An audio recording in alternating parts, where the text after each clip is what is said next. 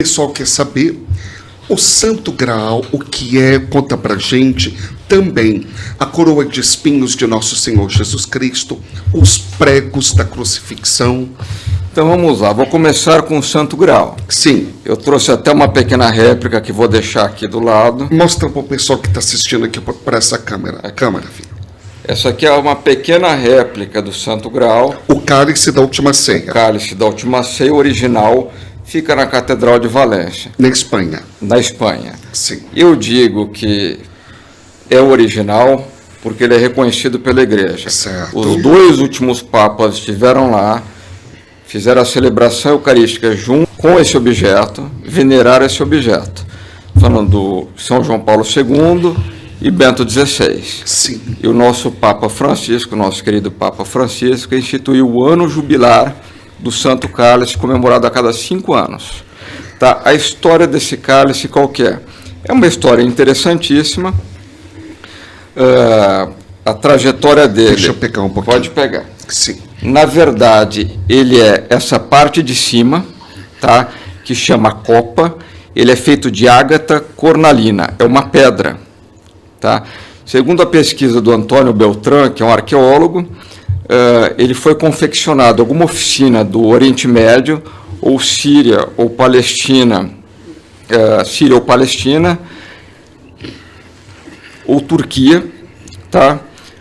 Entre 4 a.C. e 1º depois de Cristo. Ou seja, provavelmente esse cálice esteve nas mãos de Cristo na última ceia. Qual que é a trajetória? Era só um pouco maior aqui a copa? A copa é maior. A copa é maior. Segundo uma outra pesquisa, é exatamente a medida judaica que eles usam nas refeições do Seder de Pessah, né? A Páscoa judaica. Isso.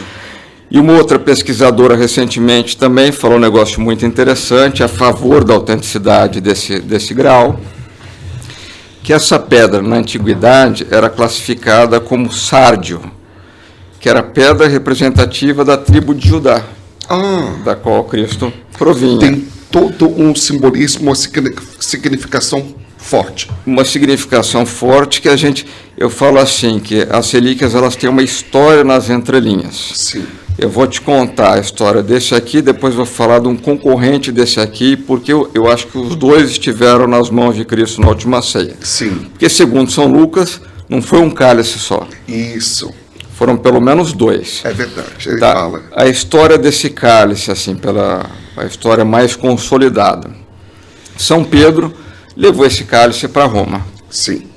Tá? Esse cálice permaneceu em Roma e passou pelas mãos dos primeiros 23 papas, 23 sucessores de São Pedro. Olha só. Até Sisto II. Sim. Quem que era o capelão de Sisto II?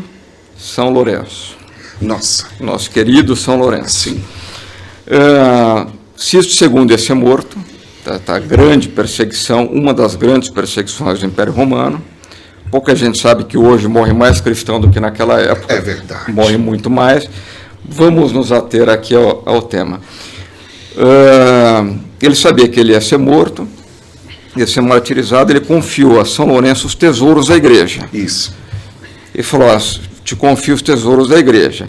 Ele pegou e distribuiu os tesouros entre os pobres, tanto que depois o imperador chamou, ele falou, aqui estão os tesouros da igreja, são os pobres, são os tesouros da igreja.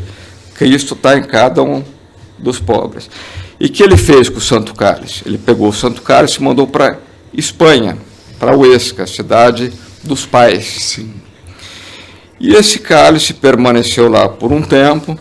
Na invasão dos mouros, ele foi perambulando por esconderijos e chegou no mosteiro de San Juan de la Peña, que inspirou as várias histórias do Santo Graal, que é um mosteiro que fica no caminho de Santiago, um pouco distante, mas do caminho aragonês, é um pequeno desvio, que é uma fortaleza. Ele ficou guardado lá. E foi lá que dizem que esse cálice adornaram ele como um cálice medieval. Sim. Um cálice do banquete. Você tinha essa copa aqui, que esteve nas mãos de Cristo. Certo. Isso aqui foi colocado lá em São Juan de la Peña, para parecer um cálice real. Sim. Não que isso aqui não parecesse um cálice real. Ele perambulou mais um pouco lá e numa transação real ele foi para o Tesouro Real do Monarca e depois foi para a Catedral de Valência, onde ele está até hoje. Sim.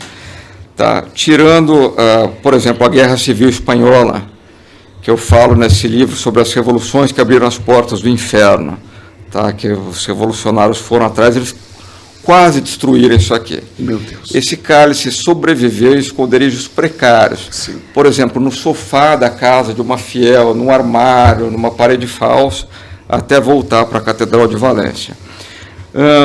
O que eu acho fantástico nessas histórias das relíquias é a maneira como elas sobrevivem. Sim. Que a gente vê o dedo de Deus naquilo.